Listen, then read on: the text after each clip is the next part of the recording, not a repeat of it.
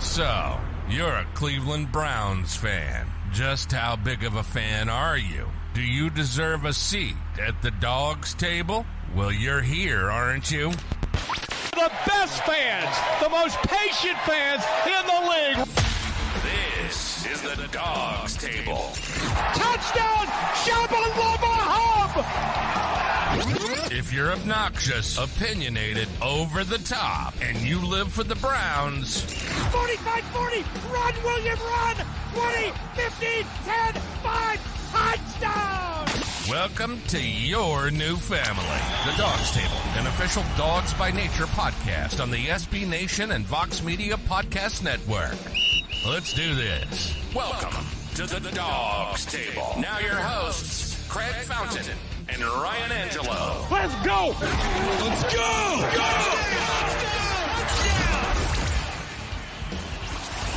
What's up, everybody? This is Craig Fountain and Ryan Angelo bringing you the Dawgs Table.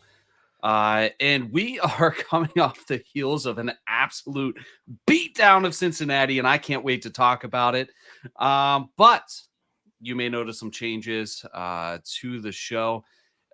Dawgs By Nature is our new platform. We are so excited to announce to you that are watching that we joined SB Nation, Vox Media, and Dawgs By Nature. So you'll see the setup looks a little bit different. If you're listening on Dawgs By Nature on Apple Podcasts, Spotify, Stitcher, your platform of choice, we've already introduced the show to you via an audio-only announcement. So bear with us for just a second as we address our live show viewers.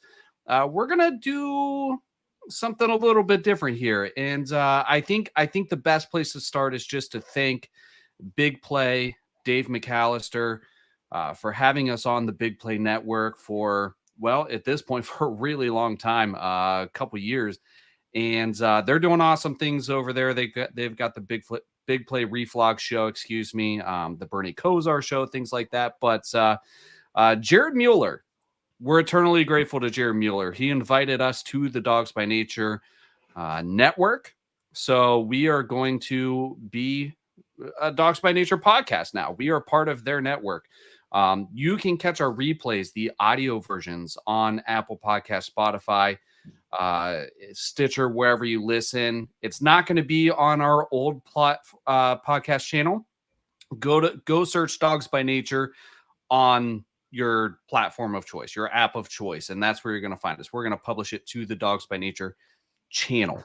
If you need help finding it, don't hesitate to reach out to myself or Ryan. So we're going to do things just a little bit differently. So for those of you that have watched the show for a long time, normally we invite folks in to join the show. You guys can click a link that we put in the comments publicly. You can come discuss the Browns with us. You can agree with us. You can argue with us. You have a voice. We're not going to take that away. However, we are going to publish the first portion of the show as an audio first type show to the Dawgs By Nature podcast channel I had just mentioned. We are still going to open up the show at about the halfway point. That's going to be kind of something maybe we need your help with naming. We don't know what to call that segment of the show, the after party, the after hours, the leftovers, I don't know. So bear with us as we transition through this. We have a little bit of a different look, different feel. We will still display your comments, but again, we have to be audio first for the Dawgs By Nature network. And we will have plenty of time to talk after we get through the first portion of the show. So bear with us. Dawgs By Nature, if you're listening to this, thank you so much for tuning in. Hopefully you caught our intro episode. And thank you. This is going to be our first, real chance to talk Cleveland Browns with you. Enough with the introductions. Ryan, we get to savor this victory through the bye week. And it feels so good, right? It does. It does. So Cincinnati comes to town Monday night, prime time. We have so many questions about the defense. We have coaches that are, kind of on the hot seat. We have not a whole lot of optimism rolling around. And we come in and we absolutely just annihilated Cincinnati, our It was AFC North impressive. division rival, who can't seem to find a way to beat us. From an overall perspective, and we'll get into the nitty-gritty, but from an overall perspective, what were your thoughts through this game and after seeing how it would turn out? Like, just give me your thoughts on the game. Yeah, it was interesting. I was there. Everybody knows I have tickets, so I'm at most of the games in person. It was nice to see the Browns finally put together all three phases, in a game. It's either been an offensive performance and a bad defense performance, or vice versa. So it was really nice to see them kind of put it all together for a game. And it's even sweeter that it was against the Cincinnati Bengals, right? Joe Burrow is 0-4 against the Browns. It's amazing. We just, for whatever reason, show up to play them every single time. But it was an amazing game. All three phases was great. Jacoby had a really great game. We had Chubb had a great game. The line for missing a few people was great. Defense was amazing. Gave up a couple stupid touchdowns at the end, towards the end of the game. But, Amari Cooper had a really good game. So there was a lot of individual performances, but it was just nice to see them put it together as a team for once. Yeah, 100%. And it was like we were watching a different team. It was outstanding. Now, one of the things that a lot of Browns fans have been complaining about is the play calling. Now, we had one sticks out to me where I'm like, what are you doing, Kevin? Yeah. Come on. They pull out some gadget play that, it went to Chubb, right? And then Chubb gave it to Amari Cooper, and Amari Cooper has pressure in the pocket. He's clearly looking to pass.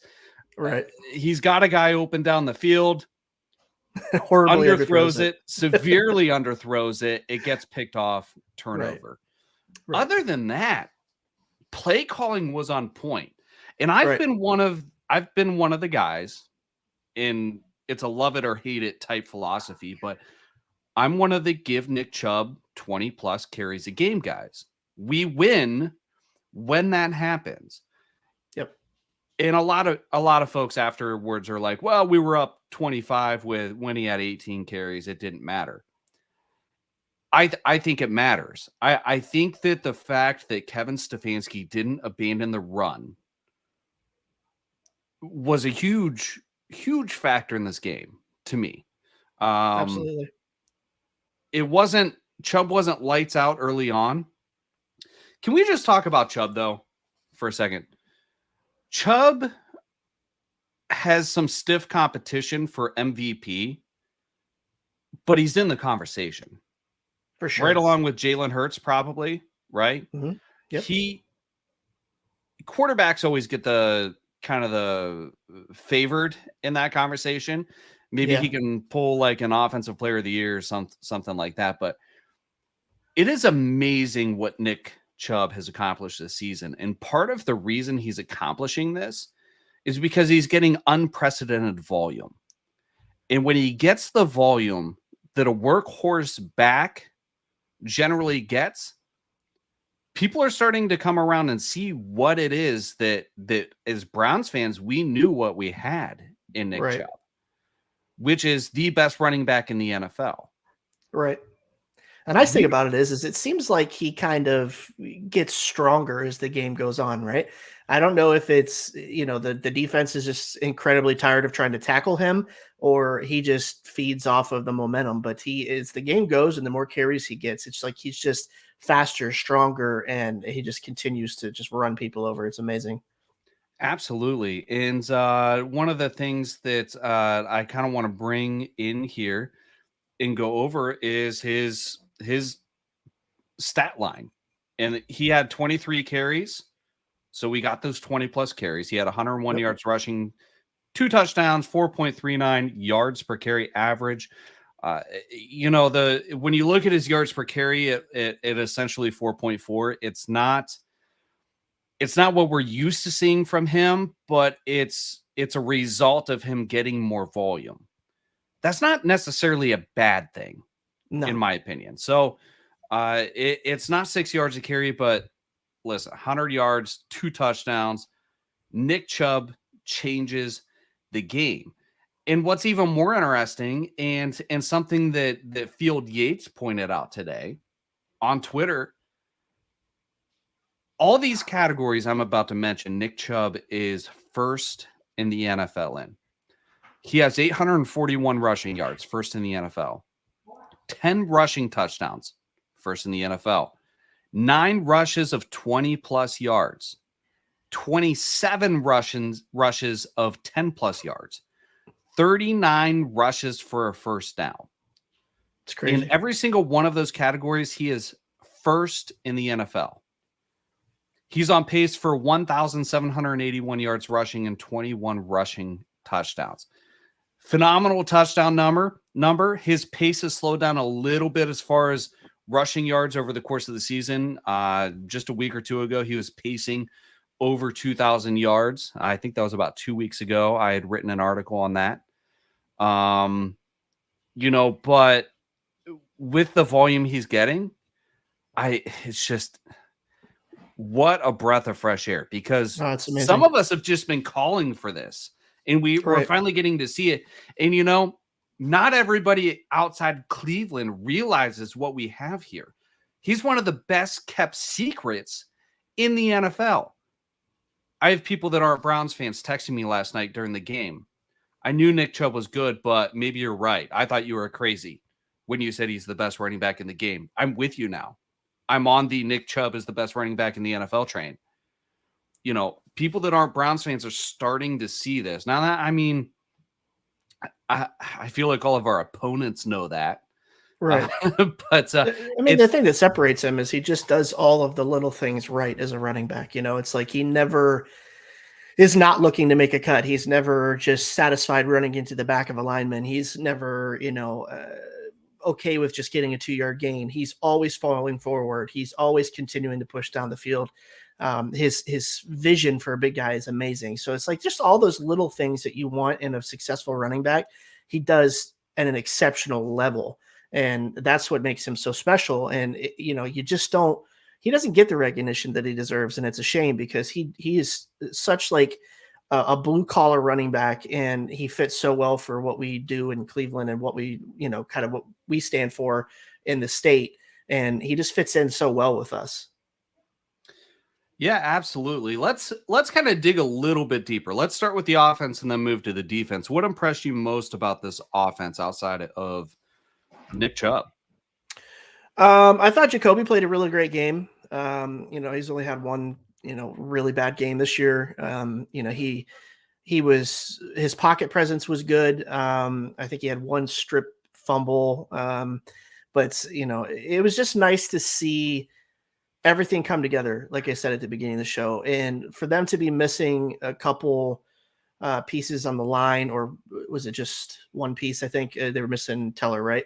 And Njoku, I guess that kind of counts because he's a great blocker as well. So they're missing two of their stellar blockers, and the offensive line really stepped up. They just kept pushing, and it actually felt like they got stronger as the game went on. So I was really impressed on just how the unit as a whole was really fired up. Right off the bat, we're really firing off the ball. There wasn't a ton of negative plays. There wasn't a ton of getting, blown back into the backfield by defenders. Cincinnati's defensive line and their front seven is not terrible. So it was really kind of a breath of fresh air to see everything just come together. Yeah, and there's guys on the offensive line that deserve a ton of credit. We didn't have Wyatt Teller in, like you said. Ethan Pochik, he wasn't expected to be a starter, and now he is.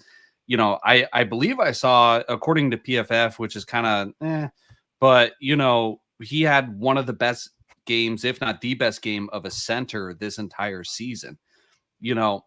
Regardless of what you think of PFF, when you're watching him play, it's indicative of a guy that has been receptive of coaching by one of the greatest offensive line coaches in NFL history, in Bill Callahan, right? Like, this is not the same guy that we saw in Seattle Right. I We mean, they're talking acquired him, and about we're like, long-term you know, extension possibilities for him right now. So, I mean, I know. it's pretty crazy. It really is. You know, and then you have guys coming in and off the bench, right? You know, we saw, was it Hudson lay out the Yes. linebacker? Yes. Went That in was motion. amazing. Yeah. You know, it's the way that they're getting these guys involved in the way that they're playing, even if they're not the starters, is outstanding. And you know what? Listen, you mentioned Jacoby Brissett. I am one of Jacoby Brissett's biggest critics. This game was one of the best games he's played ever. The best game he's played ever. More likely than not. He played an outstanding game. Phenomenal game by Jacoby Brissett. Yep. It was really nice to see. It was really nice to see. You know, when it comes to Brissett, it's I would love to see this out of him every single game. And there's a part of me that thinks like he may have it to be able to do that. He just hasn't proven it yet. Right. We'll get into more of what's ahead. And I think he's a big part of what we have to talk about when we look at what's ahead, moving towards Watson coming back. But he's giving us hope. He is. Which is a dangerous thing as a Browns fan, right? It is. It is. Very it's dangerous. Very dangerous. But he did an outstanding job. Tight ends weren't as involved in the passing game as we've seen. And I know Njoku's out, but we really didn't see much Harrison Bryant or Pharaoh Brown.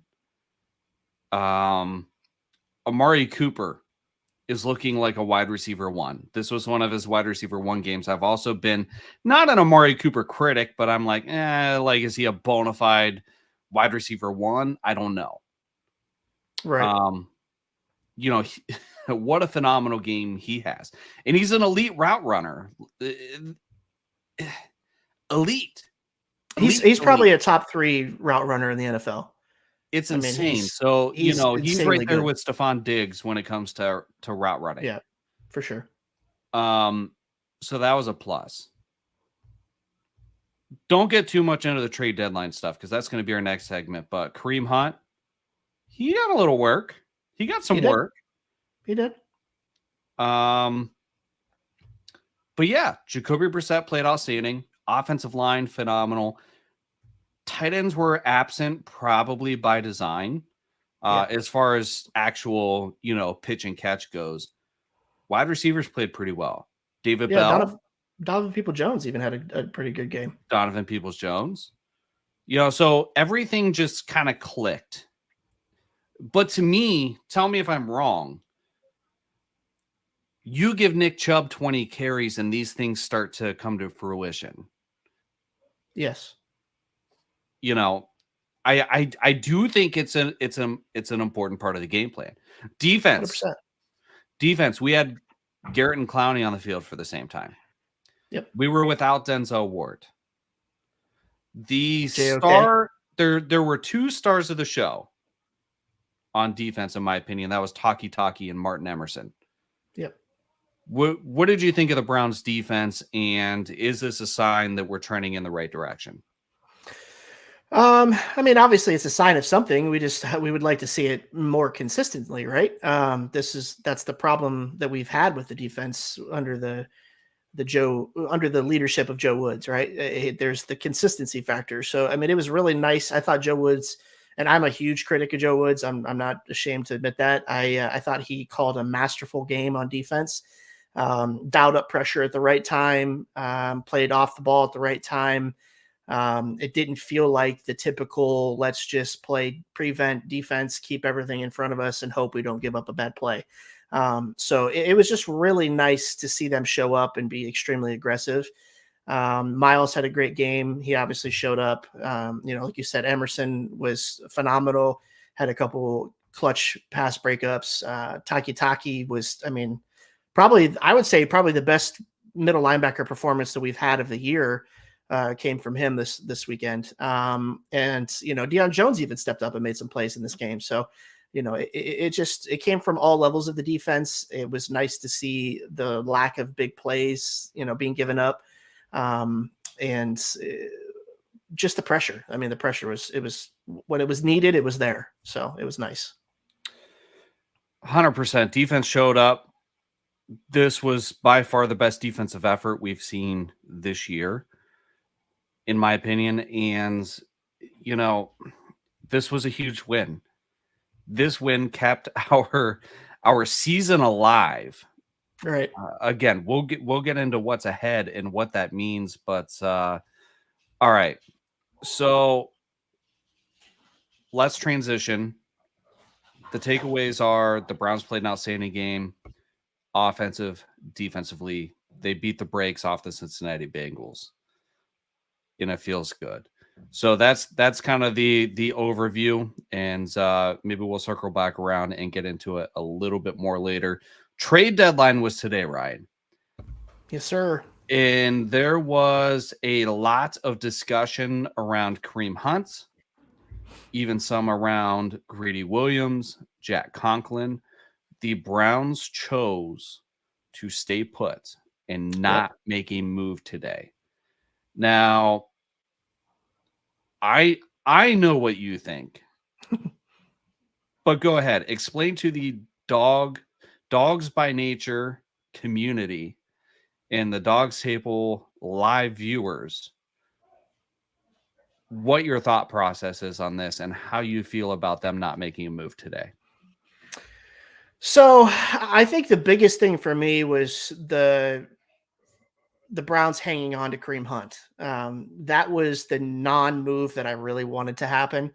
I think that was pivotal for this team moving forward for the rest of the season to have him on this team. But I'm a little disappointed in the lack of movement in, trying to locate some defensive tackle depth and maybe even bring in a pass catcher. But, it's kind of Andrew Berry's MO. He is going to go with his guys that he's brought in. And if it's broken at the end of the season, then he'll fix it in the offseason via draft or free agency. So I wasn't anticipating anything super crazy coming from the Browns today. The biggest thing that I was really looking to see was whether or not Kareem Hunt was going to be on the move. And I kind of had a feeling that when I saw him dressed yesterday and getting some touches that he probably wasn't going to get moved.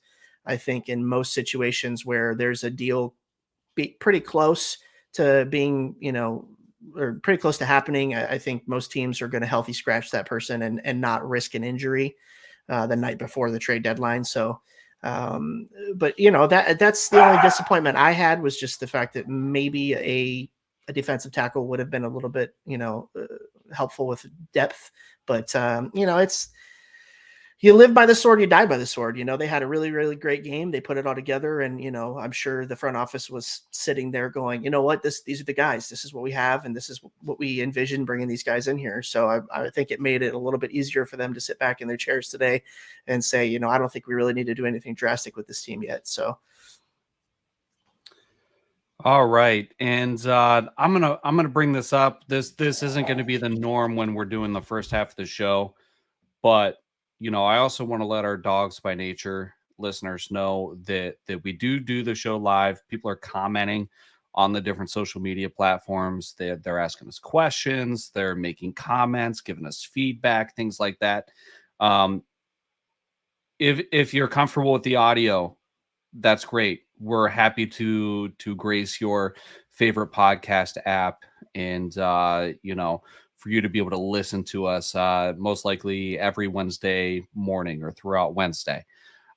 We are recording this live, though. This is unedited. And one of the questions that a viewer asked, and if you join us on Facebook or YouTube, at Dawgs Table on Facebook, at the Dawgs Table on YouTube, you can ask us questions in real time if you are a video format guy. So we're not going to work on pulling people away from the Dawgs By Nature podcast feed. With that being said, we want you to know it's available to you, and the show will be longer on the live feed. Chris Spann says, do you think last night's results was the big reason why nothing happened? And Cedric Mims said, I thought for a minute they were using Hunt more to showcase his skills for trade bait. Now, here's what I have to say to that. In the Dawgs By Nature listeners, we talked about Kareem Hunt on our introductory episode. And here was my philosophy going into this game. His playing time and usage was going to be indicative of what their plans were for him. And his plans for him would be revealing in a sense as far as to what their intentions were or how they felt about how the season's trending. What direction is the season trending? I'm sorry. So do you play a guy that you want to trade that everybody knows is talented to showcase him and risk him getting injured? Right? That's one of the questions. Second, are you even trying to trade him? Right? Like, I feel like if you're going to play him, you're probably not trying to trade him, or at least it's not a make or break type of deal for you, which lets us know that the Cleveland Browns think this season is not a lost cause. We can use Kareem Hunt, especially in the event of a Nick Chubb injury. And we're giving him heavy volume, right? In the event of a Nick Chubb injury, he gives us a better chance to make a playoff push than Dearness Johnson. Or we want to move forward with the status quo, the way everything is. We're going to give Hunt a ton of snaps, but Nick Chubb's getting the touches. But we would love for Kareem Hunt to sign an extension with us, and we feel confident we can get that done. Now, the reason this is a conversation, or these are, in my opinion, things that the front office is thinking, is because we know that this regime values draft picks. So that, like, they really value draft picks. It doesn't matter if it's a first, second, third, fourth, fifth, sixth, seventh. They would rather have a draft pick and a dart throw than nothing at all. So in my mind, I'm thinking for them to forego the opportunity to acquire a fourth, fifth, sixth, or some combination of those three for Kareem Hunt, that gives us insight to how they feel the season's going and what their intentions are, how they feel things might work out with Kareem Hunt. So they got him a little bit more involved. I don't think that this was we're trading Kareem Hunt if we lose this game type thing, but it probably was a portion of the decision. It was a piece to the puzzle. Right. Personally, and this is a great way to kind of transition into where the season's headed from here. We are alive, but we are hanging on by, I don't even know if it's a full thread, maybe half of a fraying thread, right? Like, so we're headed into our bye week. We're 2-1 in the AFC North. To stay alive, Watson comes back week 11, right? More on that later. That's not a slam dunk for anything. All right. And we'll get to that. Stay tuned, because that's important. But Miami, who acquired Bradley Chubb and Jeff Wilson today. Mm-hmm. All right. If you're listening to to Dawgs By Nature, this is being recorded Tuesday night. Bradley Chubb and Jeff Wilson. We got to face Miami. Buffalo just added to their backfield with Nyheim Hines today. Yep. And they're cooking anyways. And we have Tom Brady, who just put his marriage behind him and is ready to take on the world solo. We need 2 out of 3 of those, which means we likely need to, in my opinion, beat Miami and Tampa Bay to get to the point where we need to be to keep this season alive. Buffalo, if we win that game, then will we have a chance? I'm sure we will. But like, realistically, I don't think that I'm penciling that in as a likely win, right? Correct. Yeah. And I don't know if I believe it's still possible for them to win the division. If they win the division, it doesn't really matter what the record is. They get a playoff spot anyway, correct? Say that one more time. I'm sorry. So we're still in it to win the division. Yeah. And if we were to win the division, we're in the playoffs regardless. So realistically, in my opinion, the divisional games are the most important games coming up. To an extent, right? Because we're 2-1. Right. Like, we have the advantage in the division. Now, if Watson comes back and we can go 2-1 or 3-0, Right. then we've done a lot of work to put us in the position to take Right. that division lead, win the division, and by default get a playoff berth. Right. But we also need to, it's not necessarily going to be easy to keep up with the Baltimore Ravens, because even if we have a winning divisional record, if Baltimore gets into the playoffs by winning the division, I don't see a wild card coming to the AFC North when you have teams like Miami following Buffalo. When there's other divisions that have teams that are more likely to make the playoffs in a wild card scenario than the AFC North. Right. I don't know. The way I look at it, I don't feel like the next 3 games is going to be what defines the season. But we got to take care of business. Obviously, you want to win all your divisional games, obviously. But you want to win winnable games outside of that. So, I just don't know if I buy in 100% into the next 3 games being whether or not they're going to be in the playoffs. I don't know. I'd have to look at things a little bit more closely as far as the everybody else's records and such. But I still think it's possible. Like you said, it's definitely hanging on. We're there's one with 3 wins now. So I mean, when we were sitting at 2 wins, it wasn't very promising looking. But when you take care of business against divisional opponents, you kind of look at things a little bit differently. So we'll see. But they definitely going 2-1 in the next 3 would be fantastic either way. All right. So we're generally going to try to keep the Dawgs By Nature audio first version moving forward between 20 and 30 minutes, which is tough to do because we have so much to talk about. And eventually we'll quit talking about it. It'll just happen and you guys won't even know that we're thinking about this, but this is our first episode. So bear with us as we get into a new routine. This is a little bit different. We're going to go a little bit over today because, there's something here that I want to talk about and I kind of teased, and I can't leave the Dawgs By Nature folks hanging. So we're going to get to the next portion of the show. Thank you all so much for commenting and liking the show and sharing it and subscribing. And you guys are all awesome. Bear with us. You'll have an opportunity to speak with us here shortly. Deshaun Watson comes back week 11. Yep. Now, I said something on social media that ruffled. What's the phrase? Ruffled some feathers. Yeah. That Deshaun Watson's likely a top 10 QB, and he has the potential to be more. And I said, don't give me the top 5 stuff until it happens. His talent is undeniable. And the last time he played, he was exceptional, right? Like he did an amazing job in Houston. Yep. It is what it is. And, at the time, and things change. I have my other NFL podcast, Ginger's Talk Football. If you're watching, you'll see the plaque over my shoulder. Anyways, we used to do quarterback rankings, and I never had him cracking the top 5. And I had somebody ask me on social media yesterday why. And it's tough. It's really tough.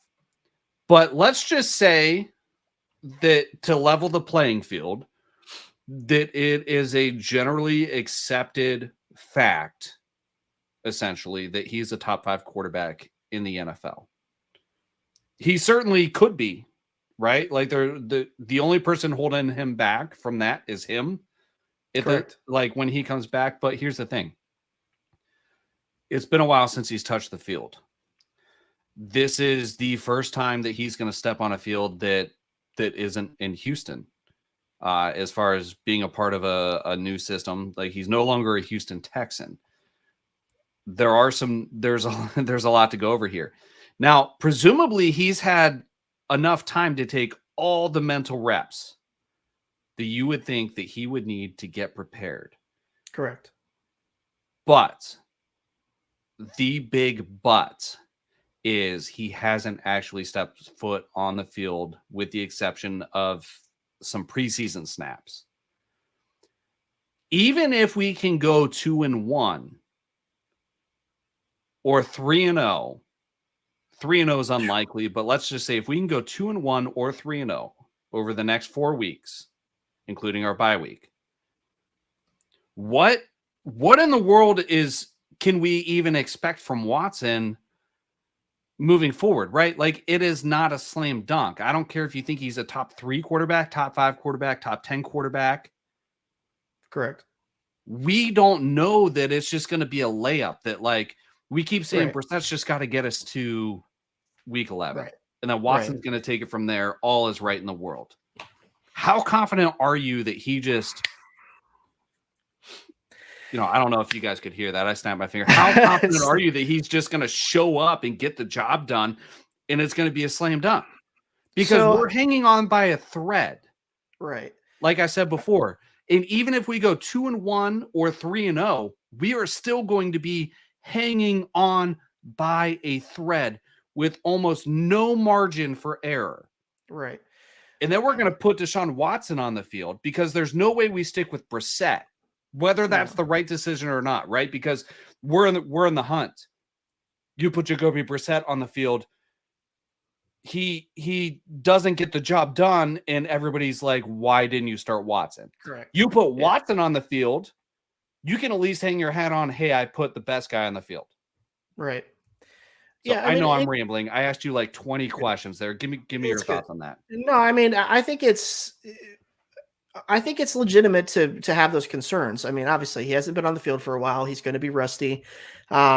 He probably is going to take a little bit of time to kind of catch back up to the speed of the game, right? But I will say this.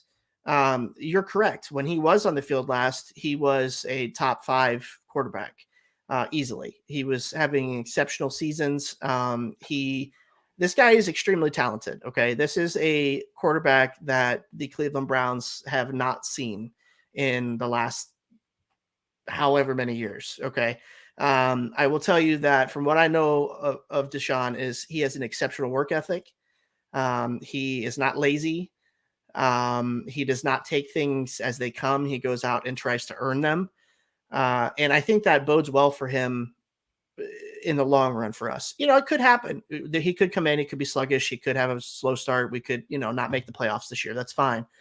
But moving forward, he is going to be this team's answer. He is too talented for the amount of time that he's missed to be something that holds him back from being able to play the game of football the right way. If that makes any sense. Moving forward. Right. But he's not an automatic playoff berth if we win 2 games. No. In the next 4 weeks. No, and that's not out of this world to say that. I mean, it's like I said, it's a legitimate concern, and it's very plausible. It could happen. But he's also not Baker Mayfield coming back from an injury. He's a significantly higher caliber of talent than a lot of quarterbacks in this league. So it'll be interesting. I think that he will be able to rely a little bit on his raw athleticism to kind of get him going and then feed off of that. He may not be as sharp as, the sharpest knife in the drawer right off the bat, but he's definitely going to catch back up. And it's just a matter of how quickly that happens. If he does that quickly, and if he's been preparing the way he's supposed to, which I'm confident that he has been, if he's been taking care of his body the way that he's supposed to, which I'm confident that he has been, I think he is capable of coming in and living up to the pressure. But it is a lot of pressure to put on somebody, and he's still relatively young. So he's being, he's being made out to be the savior, and I don't know if that's necessarily fair to him.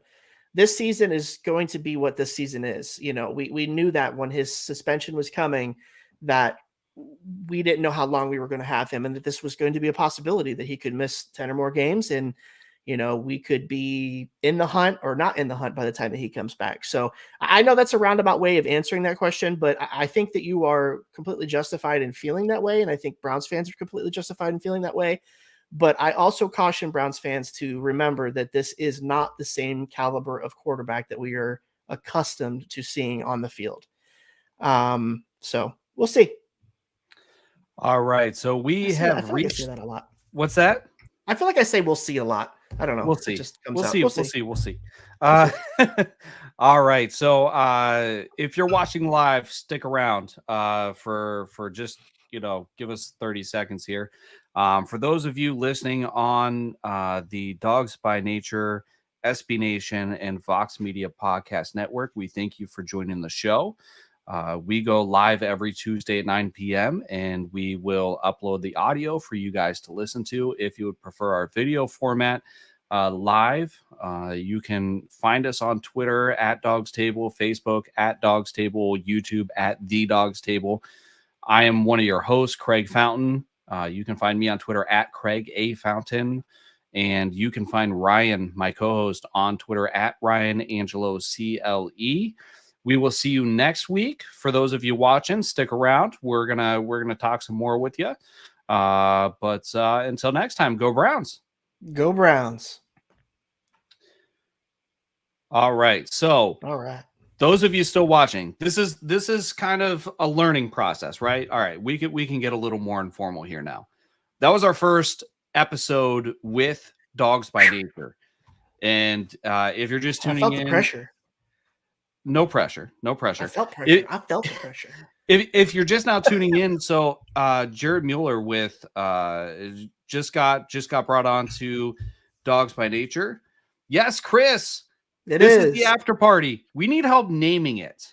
And you know what? You had a comment a little bit ago, and we're gonna do this thing. We're gonna circle back to comments that stuck out.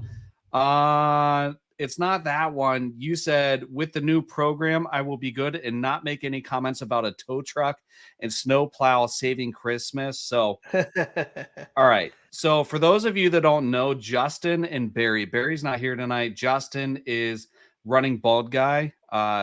They love a Christmas book called Hookers and Blow Save Christmas, about a tow truck and a snowstorm or whatever. But yeah, this is the after party, Chris. And if you guys have any fun names, we haven't branded this yet. Yeah. Right. So like you probably noticed if you watch from the beginning of the show, we have our new intro audio, but we don't have an intro video. We are going to brand this portion of the show as something else where we go back to our roots. We're going to post a link in the comments. You guys can join the show, talk to us. If you choose via video or audio, if you're on Facebook or YouTube, you'll see it. All you do is click on it, and the rest is very, very easy. But this portion of the show won't be published on the podcast channel, which is the Dawgs By Nature podcast channel. They're going to get that first portion of the show audio only. The Dawgs Table Part 2. My suggestion was the kennel chat. The kennel for like dogs, the kennel chat. That was just what I came up with. Let me know if you think it's stupid. I feel like there's a great pun opportunity here, and there's lots of great ideas and a lot of great suggestions, but I feel like there's a really good pun opportunity. Or the Kennel Club. The Kennel Club.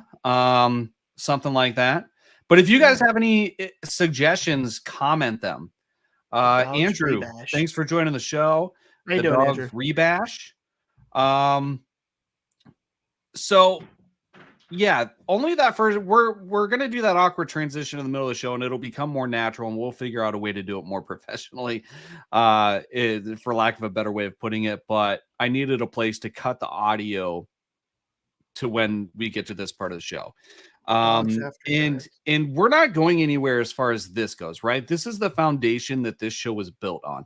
The opportunity, not just for myself, Dogs After Dark.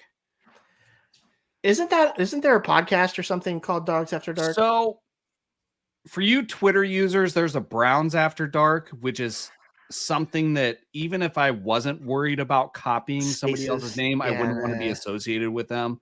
Yeah. I think there were some okay guys associated with that, but for the most part, I don't think that I don't think you hit your wagon to that. Yeah, we'll pass on that one. Manny Maxwell, are you still here? Manny, give What's me a going on, comment Manny? if you're here. We miss you. I miss when you used to join the show. Manny Maxwell has his own show now. Oh, very cool. Which is pretty cool. He's one of the OGs here. Dogs After Dark. I do like that. Maybe we can figure out a way to make something like that work. CM, thank you for joining the show. I think this is probably your first time here. But yeah, the foundation we've built with you guys, our loyal viewers, this is not going away. We're changing it up just a little bit to be able to do the audio portion of the show for Dawgs By Nature. I've actually signed on with Dawgs By Nature to write for them, so you'll be able to. Shameless plug. What's that? Shameless plug. I mean, yeah, absolutely. You'll be able to find my articles on Dawgs By Nature now. As far as the dawgstable.com publishing side of things, there's going to be some change up there. We'll announce that at some point. That's going to be moved to a differently branded website, so to avoid any conflicts of interest or anything like that. Yeah, we're excited for this new chapter, and we're going to find a way to bring the best of both worlds together. So with that being said, I'm going to post the link in the comments. If anybody wants to join the show and talk to us, feel free. If you guys have questions or comments in general, ask them in the comments now. We'll go ahead and discuss it. D, Cedric, CM, Jeanette, Craig, Chris, Justin, all of you guys, thanks for joining the show. Manny, Andrew, you guys are awesome. Going in there already. Appreciate it. And dang, he was on that. He was waiting. He was on it. He was waiting for it. He's got a wild take. Something. I think. I was gonna say we should. What's happening? What's up, Justin? What is going, guys? I just want to say congrats on the new program and everything. Appreciate it. It really is kind of a big step for us, because even we have to change up the format a little bit. We're going to do our best to stay true to our roots, but it opens up a whole new different audience for us. And when this show started back in 2020, it was supposed to be like this spontaneous thing where if I felt like talking Browns, I would just go live and like hopefully people would join. And then it turned into a scheduled program. And then we got into, developing you guys, the primary supporters of the show. We have other supporters, got on a network. This is just another portion of growth, and we just keep unlocking these different levels, and we're grateful for that. So hopefully this is still going to be okay with everybody. Well, let me say this too, Greg, just to bounce off that real quick. Our transition and our opportunity is a direct result of our viewers and our interactions as well with you, because there's plenty of shows that we've been, going live on in the off season where we weren't exactly sure how long the show was going to go, how much information we were going to have to talk about, what kind of topics we could talk about. And the viewers, give us some material a lot of times. And, that's huge for us, because it gives us the ability to interact and continue the show going and kind of add some substance. So we're grateful to you guys as well, because if it wasn't for you guys, interacting with us and being here for us, we wouldn't have been able to take it this far either. So to your point, there was a couple times where me and you were talking before the show goes live, and we're like, how are we going to get 30 minutes out of this? And then we talk for 2 hours because of you guys. So Justin, you included. Sure. Thanks for joining the show. Give us some of your thoughts or takes or comments on what we've been talking about. I mean, I'm not convinced that Watson's going to be any good. I'm just kind of thinking that it's been 2 years since he's taken the field. He might very well just be a flop. So here's the thing. For me, there was different levels to my thoughts about bringing Watson in. It was a number of things. Now, D, we did miss you. Absolutely. We did miss you, D. Thank you. Thank you for coming back. With Watson, though, I think that it's going to be a little bit of a tougher transition than some people think. I don't know if it's going to be tough in the sense that it's going to lose us ball games, but I don't think he's going to be as decisive of a factor as some people are expecting. Here's the other thing. Jacoby Brissett can play some really bad football, right? Like bad enough football that you almost have to try to play that bad. But we're seeing a different brand of Jacoby Brissett where what would Watson have done better than Jacoby Brissett yesterday? Exactly. Ryan feels like he wants to say something here. I mean, Jacoby was efficient.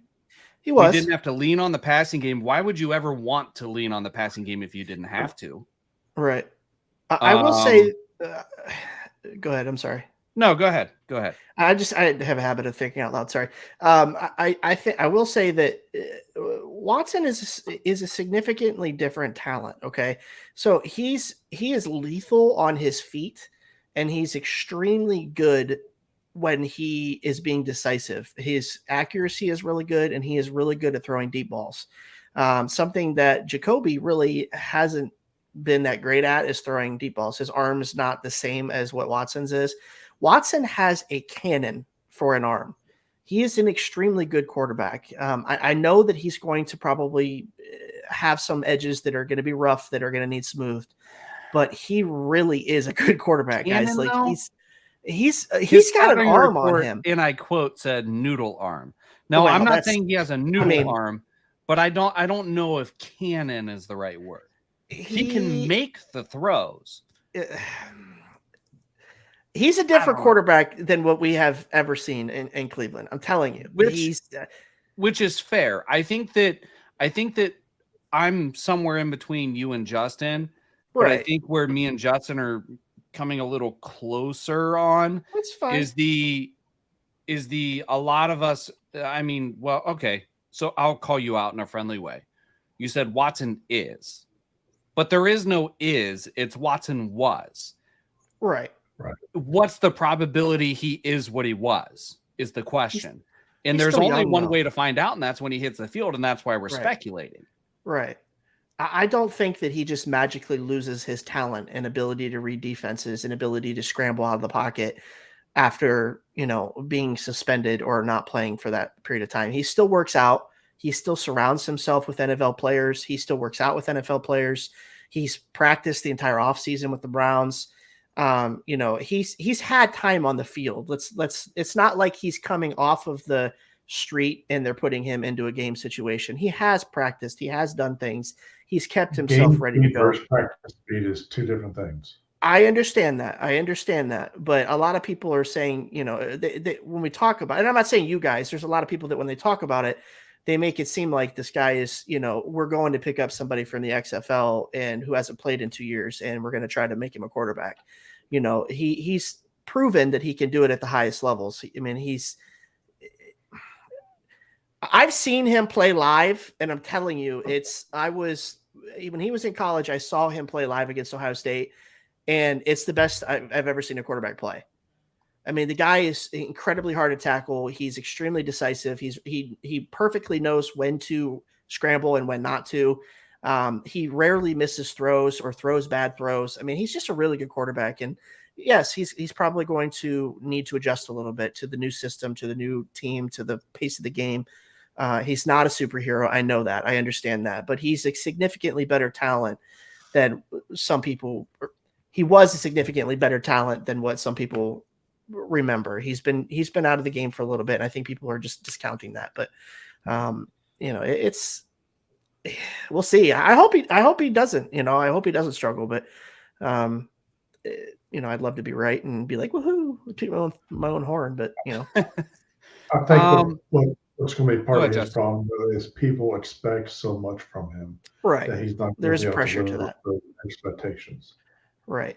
And I mean, I think that's where the coaching staff has to manage those expectations and say, listen, we don't need you to play like Superman right now. I need you to make the right throws. I need you to do things the way that they're supposed to be done in the system, and it's just different. When you have a quarterback that's talented like that, they have that athleticism and that playmaking ability kind of takes over at times. And there's a lack. You notice that. So like you see it if you're watching Josh Allen versus Jacoby Brissett, right?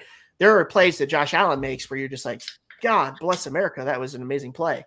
Well, then there's plays where Jacoby makes, and you're like, okay, well, he made a good decision there. It's different when you're watching those two different talents. Like their natural ability takes over. And I just think that he's going to be better than what people are thinking he's going to be. So here's what I have to say to that. I don't know if he can be better than what people are thinking, because I think people have unrealistic expectations, or at least the majority of fans do. Yeah, I'd say it's probably split. D said here, there's also the psychological factor that must be considered. He will get so much backlash from the crowds. I'm willing to bet that the cheering will mute the booing. I don't think you'll be able to hear the boos over the cheers.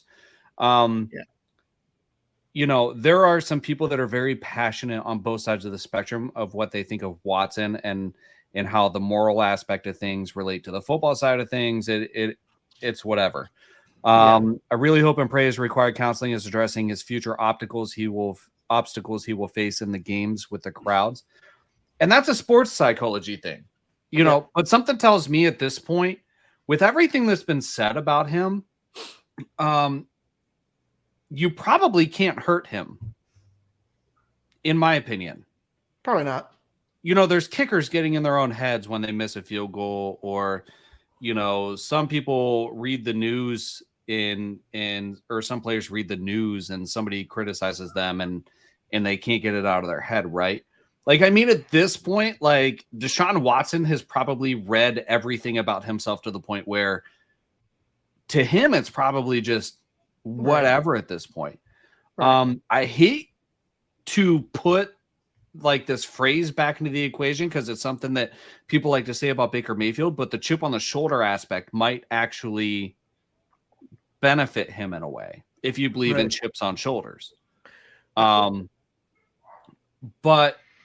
in my opinion, he's got the talent to be a top 10 or maybe even a top 5 quarterback.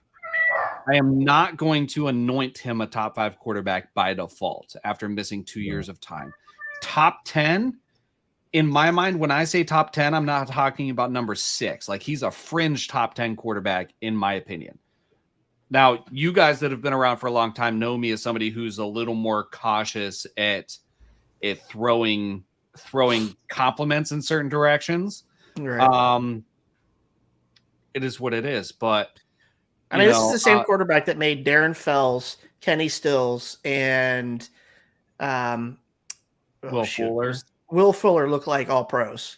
So I think people forget about the lack of talent that he had on that team when he was. I mean, Darren Fells left here because he was terrible, and then went there to Houston and looked like an all pro tight end because Watson was throwing touchdowns every other play.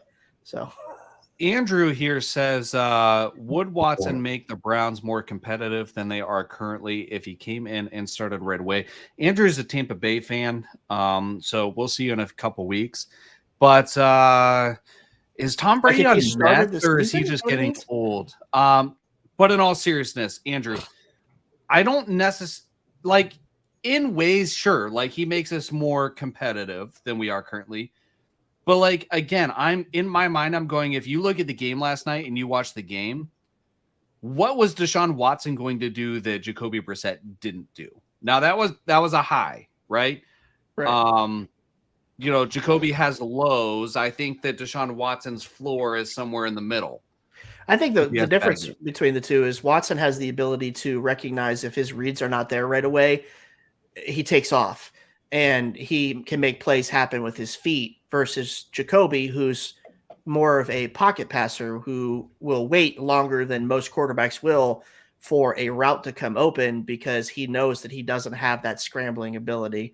Other than the play that we saw last night where he dove into the corner and hit the pylon. I was losing my mind for him, but Watson has a significantly different talent on the feet than Jacoby is. So when something's not open, he's going to go. He's going to take off and go. So I think that's the only difference. He's just a different kind of weapon.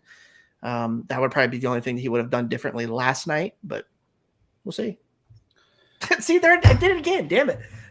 We'll see. We'll see. I don't know what to expect from him. I'm not the guy. What's that, Justin? I'm going to hold my judgment until he plays. Yeah, I'm going to sure. hold my judgment till he plays as well. I think that he's at worst a top 15 quarterback. He's likely a top 10 quarterback, and he has the potential to be a top 5 quarterback. Right.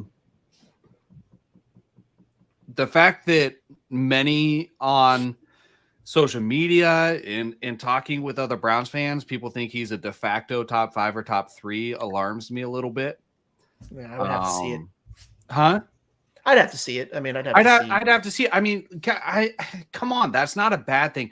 Somebody was like top 10, like you're forgetting the guy's good. Top 10 is good.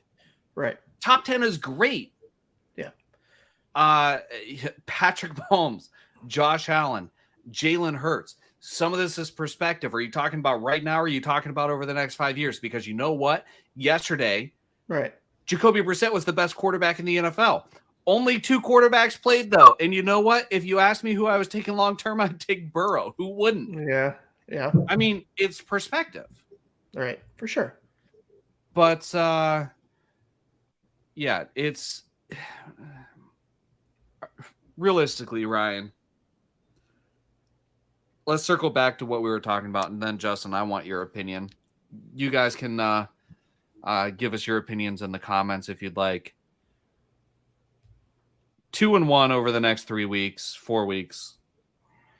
I mean, are we making the playoffs for real? Are you asking me first? Sorry, I was sure. Yeah, and then we'll go to Justin. I don't think the Browns make the playoffs this year. I think that they have put themselves in a position where they are going to be dealing with more pressure in games than they would like. And I haven't seen this team succeed consistently in pressure situations to be able to say that I think that they're going to win 7 out of the last 9 games and go to the playoffs. I would say that the way that they started the season has put them in a hole that I think that's going to be hard to dig out of. But I would say that they'll probably, be in the hunt for a couple more weeks, but it's going to be difficult. That's just a realist in me saying that I probably don't think that they're going to make the playoffs, but that's okay. They don't have to make it this year. It doesn't have to be this year, and I know that's a weird thing to say because that's what we always say as Browns fans. Oh, well, there's next year. And we're always saying, oh, well, that's just a crappy way of looking at our team as Browns fans because it's always next year. Well, I think this is the one year that we could say that we could be comfortable with that. If he comes back and he looks good and he looks like he's, going to be, right back to form in a few weeks or, come next season, I think we could be confident at the end of the year that we say, okay, we add a few pieces on defense. We maybe add another pass catcher. We've got Watson. We've got maybe try to keep Hunt for another season or 2. And you still got Chubb coming back. I think it's perfect to say, depending on how the season finishes, next year could be better. But it's going to be tough the rest of the season for sure. I mean, that's if you're not saying that as a Browns fan, then you're not being a realist. I think it's perfectly normal for you to realize that, it's going to be a tough road for them the rest of the season, but we'll see how it goes. Damn, I said it again. Go, Justin. What? I keep saying we'll see. I don't know. I don't know how it's coming out of my mouth and I can't stop it now. I agree, though. I really don't think that they're going to the playoffs. I mean, looking at their schedule coming up, even after he comes back, they might be lucky to win 2 more games with Watson there. I mean, they might beat Cincinnati again, and then maybe Washington or the Saints. But see, and that's the thing is this is the NFL, right? Every game is losable. That's what they say at any given Sunday, right? So, you could beat Buffalo one day and then go and lose to the Colts the next. So, I mean, you never know. It's just not, you can't predict accurately in the NFL. Right. I mean, I just am I in slow motion on your guys' end, or is that just on my end? No. Mm-mm. I'm not in slow You're normal motion right now. Okay, You're not. outstanding. I switched to this view, Justin, specifically so it looks like you're wearing a crown that says the Dawgs Table, more like a tiara. Yeah, it's beautiful. With We the won't make the purple, playoffs, but that's pink okay considering the circumstances of this season. Yeah, you know what? Our playoff hopes are alive, but they're not great. It's less than 20% statistically. I would tend to realistically put the chances in line with the statistics or analytics. I mean, even a blind squirrel finds a nut every once in a while, but Yep. That is true, but it's a tough road ahead. There's no guarantees. There's a lot of work that needs to be done, and we're hyped up and it feels good, and we don't want to rain on any parades, but can we see that? Is that defense going to show up every week from here on? Probably what not. What do you guys think? no. Probably not, because how could you say yes? I mean, you haven't seen it to this point, so.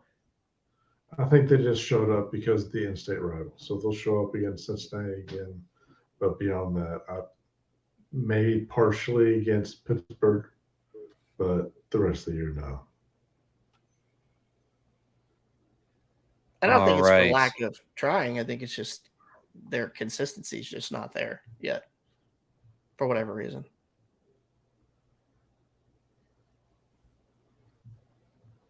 You guys, Ryan, don't forget to hit end broadcast when you're ready to go. Anything else you guys want to bring to the table before we close out the show? Not that I think. I mean, have you guys thought about using like this portion of the show, starting a Patreon with it? So we've done a lot of thinking about it, and the Patreon thing is a great idea. Here's what I was concerned with. You would essentially have to end the broadcast and start live again, I think, for that to work. I'm worried about cutting the broadcast short, viewers not tuning back in. Yeah, a lot of tough things to consider. It's some weird logistics, and Dawgs By Nature, SB Nation, Vox Media, they got a hold of us and they're like, "Hey, we would love for you to come on board. Let's just split the show into two parts. The first part of the show, do like a normal audio first type podcast type of format, and then keep doing what you're doing. The first portion to our podcast channel." And we're like, "Cool, we'll figure out how to make it work." CM says, "Did you see Joe Hayden's diamond earring go flying?" I did not. yeah. What? No, I didn't. CM, I need more information. Let's talk about Joe Hayden for a second, right? So they were doing his retirement thing yesterday, and it was funny because they put him on the Jumbotron at one point during the game, and they had the dude sitting in like the second level with his family, and I was like, why is this guy not sitting in a box or like down on the field? I was like, poor Joe Hayden. They're like, thanks for, retiring with us. But you went and played for Pittsburgh. So we're going to put you up in the upper deck for your retirement ceremony. Everybody's looking around like, why is this guy sitting in the stands? Why was he not down on the field or in a suite somewhere? I was really surprised, but it was just weird to see a player sitting on the second level like that. Like he was just a spectator. When he smashed the guitar and took the goggles off, his left earring went flying off. This is giving me flashbacks to when Manny Ramirez played for the Indians, and instead of after rounding third, he searched for his earring in the dirt. Does anybody else remember that happening? Am I making that up? I don't remember it off the top of my head. I don't remember it. Pretty sure Manny Ramirez lost like a 15 or 20 earring rounding third, and instead of going to home, he stopped and looked for it. All right. Joe Hayden, he had an outstanding career. I wish we didn't have to watch him play for Pittsburgh. I love Joe Hayden. I love him. do too. I love Joe Hayden. But yeah, all right. I can't think of anything else that we haven't really discussed or had a chance to talk about. Yeah, no, I can't. All right. Well, with that being said, tune in every Tuesday, just like you did tonight. We're going to get into a routine, the back as far as us getting everything situated. It'll all make sense. We are rolling with the punches and figuring this out with trial by fire. So bear with us. And as far as everything else goes, it'll all work itself out. Make sure, guys, especially if you have an Apple product, your phone, go to Apple Podcasts, find the Dawgs by Nature podcast, rate it 5 stars. There was a lot of podcasts on Dawgs by Nature. They didn't have the best reviews. They recently cleaned house in the podcast department and added a podcast and one other. All right, which is the Dogland with Jackson McCurry and Anthony Joki. Jared Mueller will eventually be publishing as well, so we'll be one of 3 podcasts essentially with Dawgs by Nature. So make sure you go rate it 5 stars, and it means a lot to us. Other than that, we'll be back with you next Tuesday at 9 p.m. And we'll see you there. And feel well. Please, you guys are welcome to bring something to the table if you choose. Come bark at the table. Come eat at the table. We would love to have you on and talk Browns. So yes, Justin. Is that Dawgs DAWS or Dawgs DOGS? No, DAWGS. Yeah, so Dawgs by Nature, and they're a part of SB Nation and Vox Media. We're grateful for them bringing us on to their network. And a lot of you may even get your Browns news from them and not even know. You're going to find them on Apple News and Google News and Facebook News and all these other kind of things. Thank you, sir. Thank you. We appreciate it.